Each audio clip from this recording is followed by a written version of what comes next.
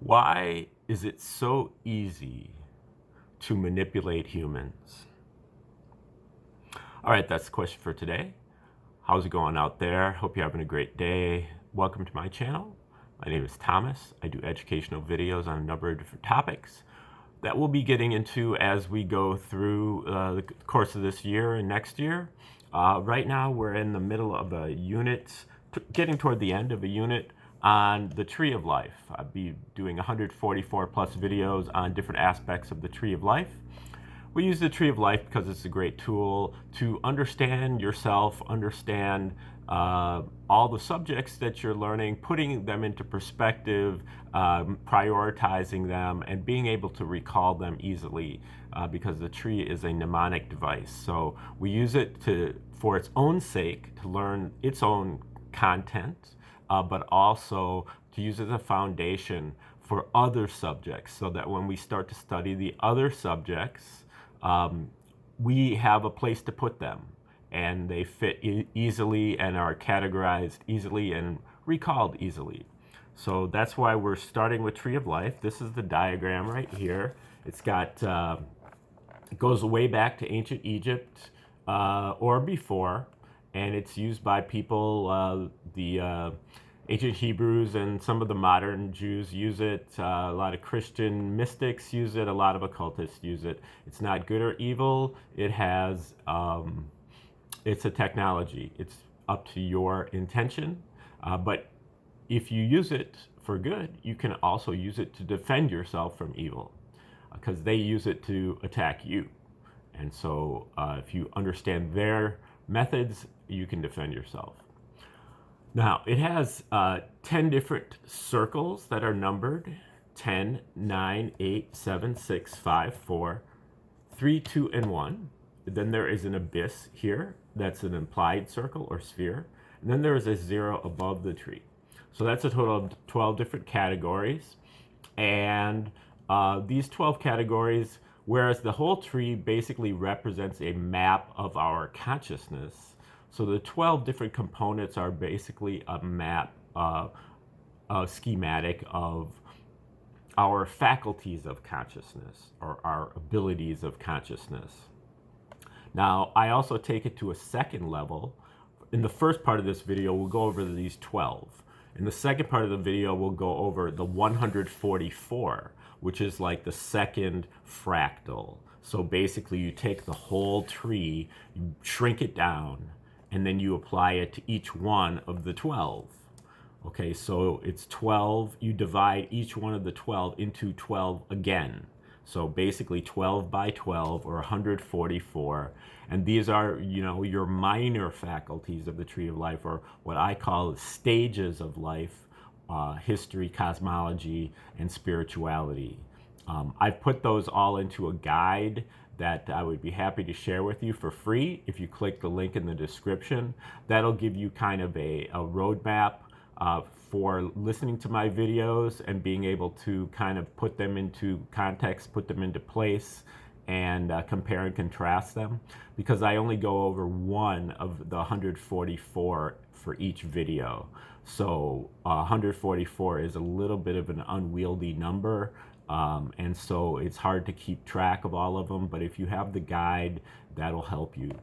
Okay, now to start with the 12, basically the universe starts here, comes down, divides into all these categories, and then we are born here at 10, and we evolve spiritually in this direction.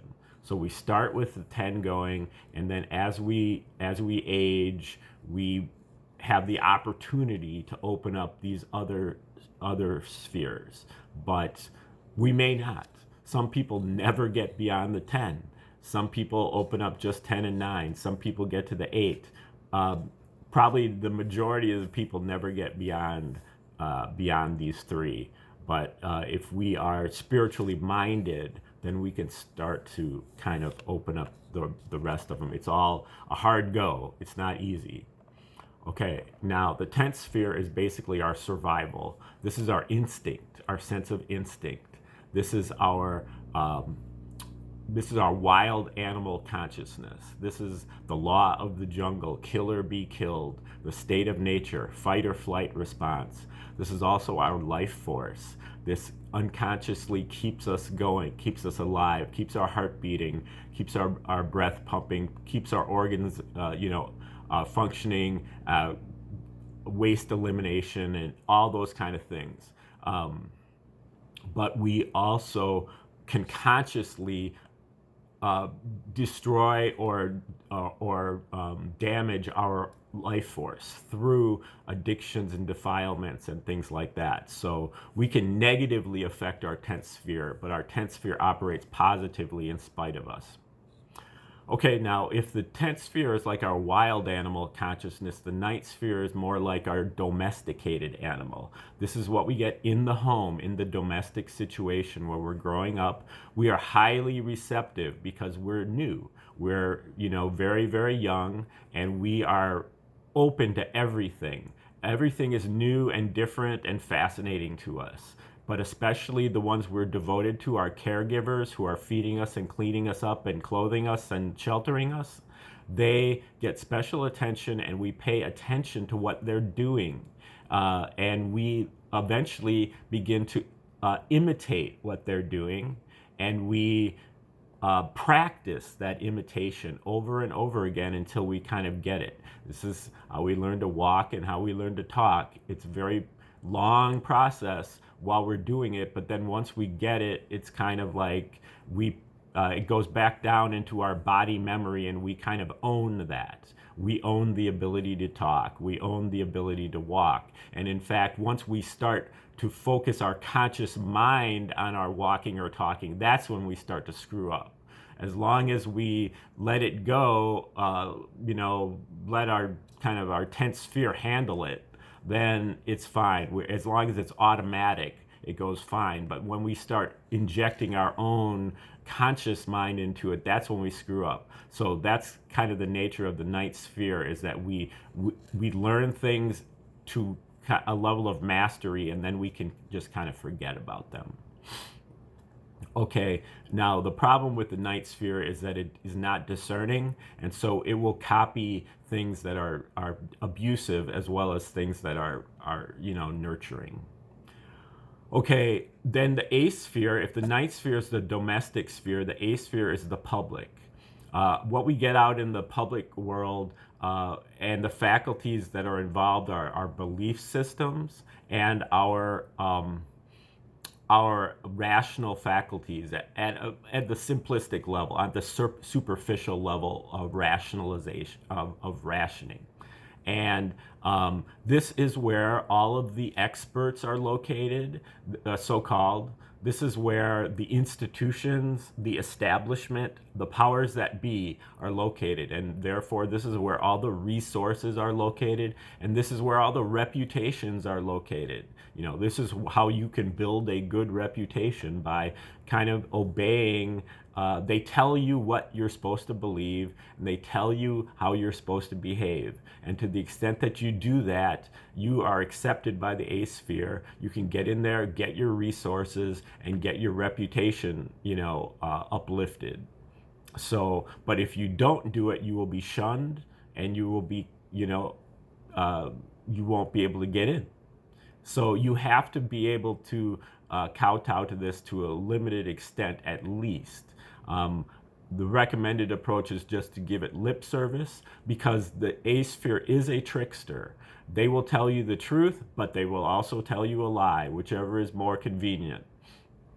And so a lot of times they might want you to believe things that are directly contradictory to your own experience. And if that's the case, you're hit with kind of a choice between pretending like you accept it, giving it lip service, and moving on, or buying it all whole, telling yourself that your own experience is negated, and that you need to believe this because this is the consensus. This is what everybody believes. And the consensus is false, but even if it's not false, even if everybody believes it, it doesn't mean that it's true. So what you end up doing is you end up twisting your own sphere, inverting your own sphere in order to comply. Where you use things like rationalization or this consensus where you say everybody believes it, so it must be true. Those are both fallacies of rational thinking. But you have to do that in order to just to get into the sphere, or you feel like you do. With approaches like that, you end up getting trapped because one rationalization leads to another. One kind of circular reasoning leads to another, and next thing you know, you've been here for your whole life.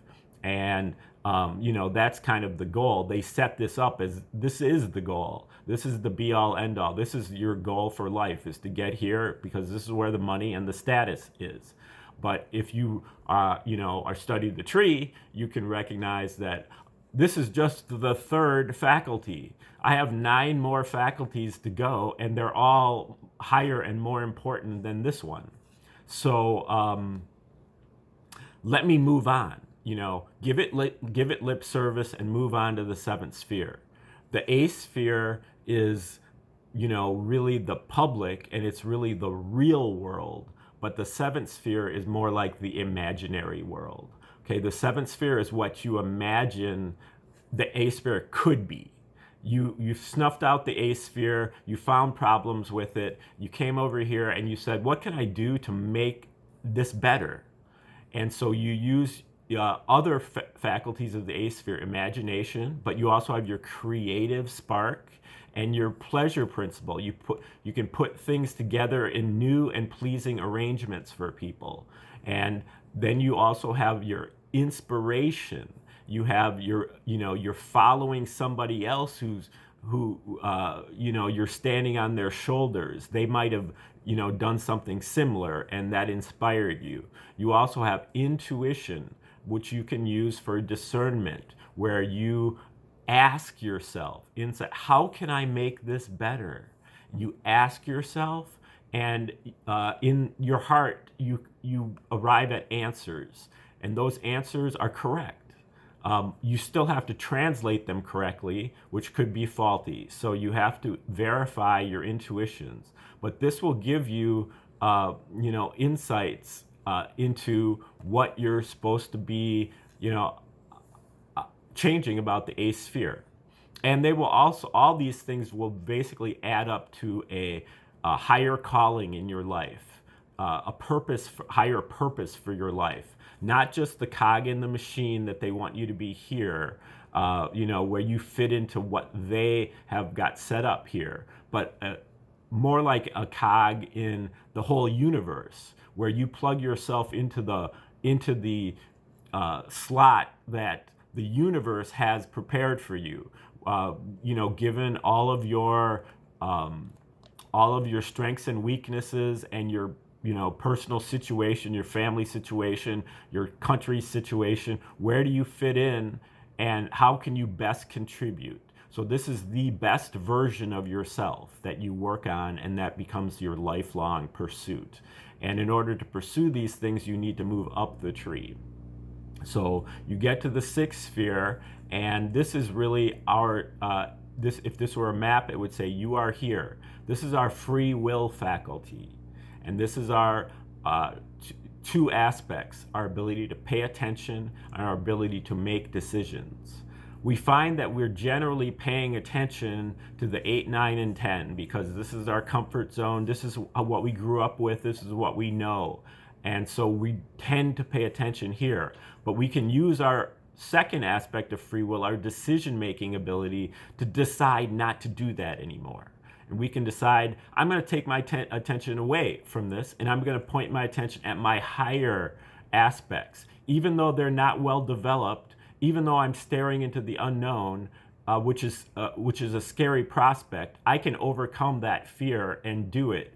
I can look into the unknown. So you're motivated to do it, and if you can do it, then you point your attention at the 5th sphere, the next one in line.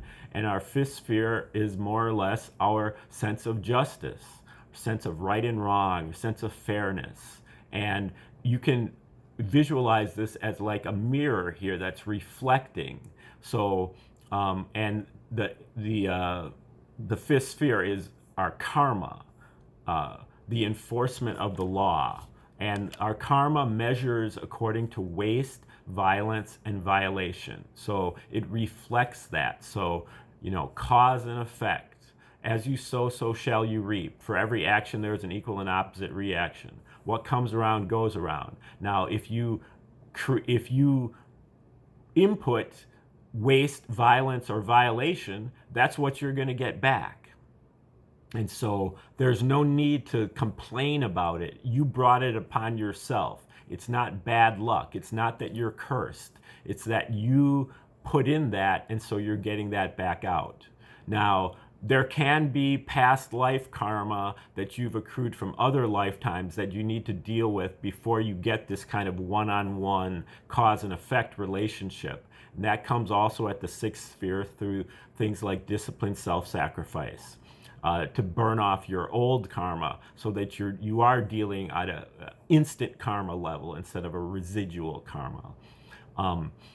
But once you start doing that, then the karma can become your protector instead of your punisher. It becomes your friend and teacher instead of your enemy, because you recognize that it's giving you the blueprint to clean up your behavior so that you don't create this violence, waste, and violation when you act, and therefore you don't get it back to the point that you know that you're invincible or that you are immune because you're not creating it, so you won't get it back. Okay, then if we can project our attention onto the fourth sphere, which is a counterpart for the fifth, the enforcement of the law at the fifth, the articulation of the law at the fourth. And this is the ancient holy books and the cosmologies, the theories of everything of modern day. These are sources that attempt to talk to us about everything in life. From the creation story to our relationship with God, our relationship with nature, right and wrong, and all the history that goes into it. Now, generally, we're taught to just study one of these growing up, but really the syncretic approach or the synthesis here at 4 is dictating that you study as many of these as you can, and really study them, do your homework, and then again you ask for guidance from inside your intuition, and it will give you answers about how to sift through these things, how to combine them, what makes sense to you, and how to proceed with a cosmology of your own. Okay, but again, you have to do the homework first, and then you also have to verify after you get the answers. Okay, now pointing your attention at the abyss. The abyss is our psychic powers. This is triggered by what you would call a magnetic charge or an omen. So this omen is a highly anomalous occurrence or a highly unlikely occurrence, a recurring theme, a recurring name or number, a synchronicity, an uncanniness, a deja vu, things that click in your mind that are like, wow, that was really strange. Okay, when that happens, that's something that should be, in your mind, like, okay, now I need to look for the call to action within the omen. What is the omen telling me to do?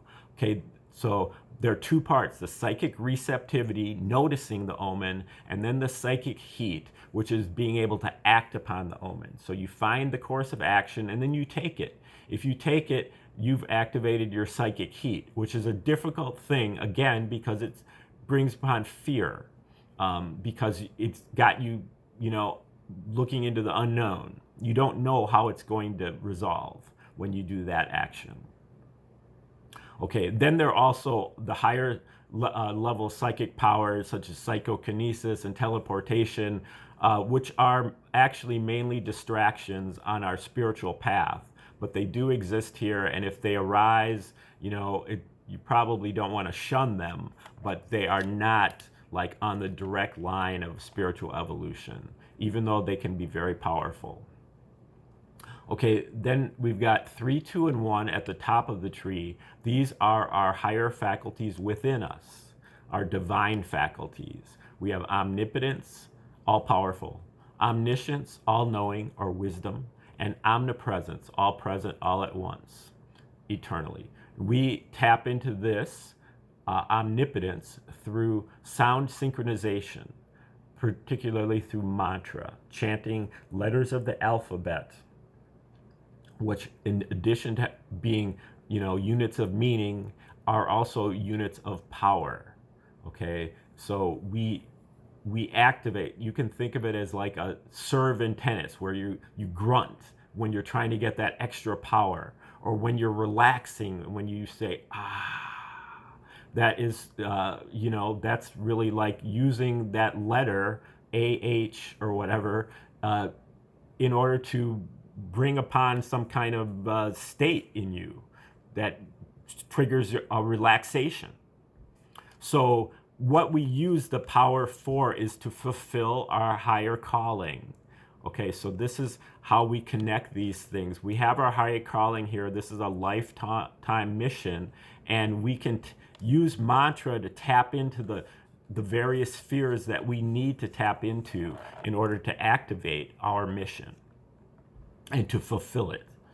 Okay, now when we go to the second sphere, we're talking about wisdom, our ability to solve problems. We're able to solve problems not by thinking about them. That's what we do at the A sphere. We think our way through problems, which automatically creates unforeseen consequences. We may solve the problem, but we will create 2 more in its place, like the head of the Hydra. Okay, but at the second sphere, we do it through not thinking, by being able to shut our mind down long enough so that the improbable answers come forth. And that is by calming the mind to the point that it becomes so calm that it is transparent.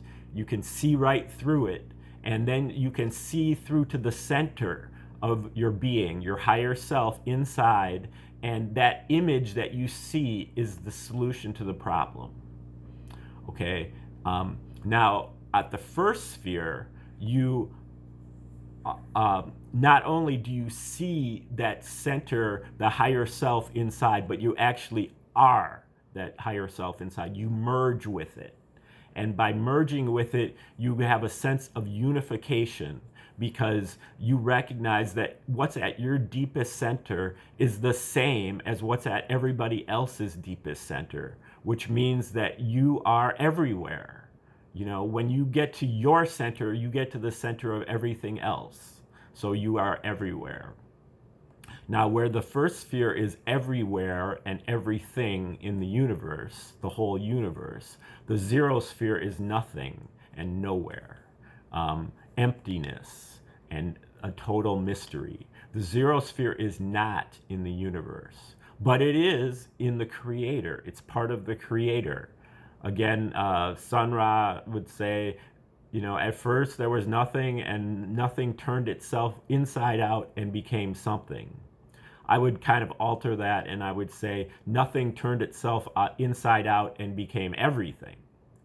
Okay, so that is, kind of the relationship between the zero and first sphere. They're both the Creator, but one is not in the universe and is nothing, and one is the universe and is everything. Okay, now those are the 12 basic aspects of the tree of life. Now to break it down to the next level, again, you take the whole sphere, whole tree, you shrink it down and apply it to each sphere. So that is the 144 different fractal faculties that again, you can get that free guide if you click in the description. Now today we're looking at number 15. Why is it so easy to manipulate humans? Now what we're talking about is the ninth sphere. So the ninth sphere is about blind imitation and practice, memorization, devotion, nurturing, the domestic situation. And then we're talking about the eighth fractal within the ninth sphere.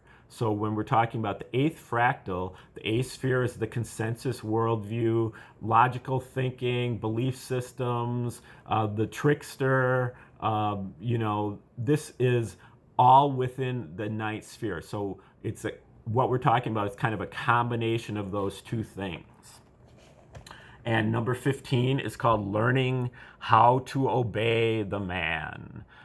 Stage number 15 is an expansion of the mediumistic trance state from the home to the civilized public at large, so that we know how to stay inside the boundaries. Learning how to obey, a belief system of what we can and cannot do. Do you repeat what they want you to say? Do you simulate the reality they want to convey? Endorse the common nonsense? Social control through social gestures, auto-fascism, contorted obeisance. We wear the mask, a persona from Persephone, and play the part demanded, God damn it. We make ourselves obey. We act as the star in the show of deceiving ourselves. I'm just a brainwashed schmuck, and I know it, but I can always pretend by minding my reminders, by showing that I can conduct myself right, and I might get a larger role in the big show. Backseat consciousness. The driver has put blinders on me and given me an obstructed view seat. But it's all friendly, of course, as long as I don't try to get up. I have total freedom until I try to exercise any of it. But I'll never discover this unfreedom because I'll never test it. Here, try this beverage direct from Jim Jones. Or at least this one from Jim Beam. Or how about some Dr. Pepper or Mr. Coffee? Fall under the spell of their finely coiffed sponsors. All are poisoned, designed to end in your painful death. All will kill you or cause illness and disease.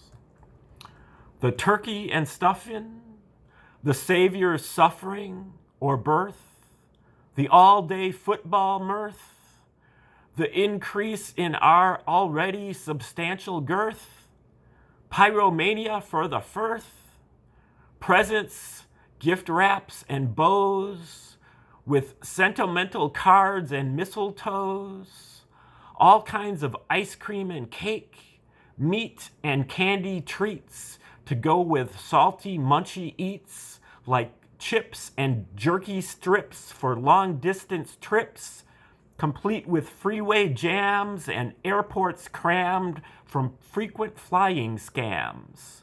Another stressful holiday for the fam. But we've learned to say it was great, and we look forward to the next one, if we've learned how to obey. Playing the role of deceiving each other and ourselves. The vanilla man. The Manila. Have a laugh with him. He's a good sport. Have a laugh at him. He's a good sort. He has a conspicuous good time like he's supposed to do. Lazy, stupid, and goofy, yes, but definitely not delusional or deranged, right? Even the elitists play the game of learning how to obey. Can they get into the poison Ivy League? Can they get a rash of itches? Can they run a dash for riches? Can they make cash for the bitches? They're just guards all the same. They are still under the ultra in mind control. Blue-blooded, cold-blooded, and bloodthirsty, buttoned down, but still only a bit part actor and still utterly expendable. Who needs spies? Who needs Facebook when we can be the secret police of each other? When we can spy on each other? Do I want to rock the boat? Stand out? When it's easier to stand in? Grease up, cake up, make up, act as if, take it, and perform. Bright-eyed and bushy-tailed, baby. Just make everything easy for me and I'll be quiet. I'm not a leader. And when it's all over, I can say I was just following orders for plausible deniability. But I don't know that didn't work at Nuremberg. Learning how to obey a belief system of what we can and cannot do. Do you repeat what they want you to say? Do you simulate the reality they want to convey? Spreading the common nonsense, 'cause my daddy did it and his daddy before him too. But that's just BS, baby. By not examining our traditions, we obey authority for no reason at all. We're blindly accepting of authority who will spare you the evidence because you're too dumb to understand it anyway. Trust the science, right?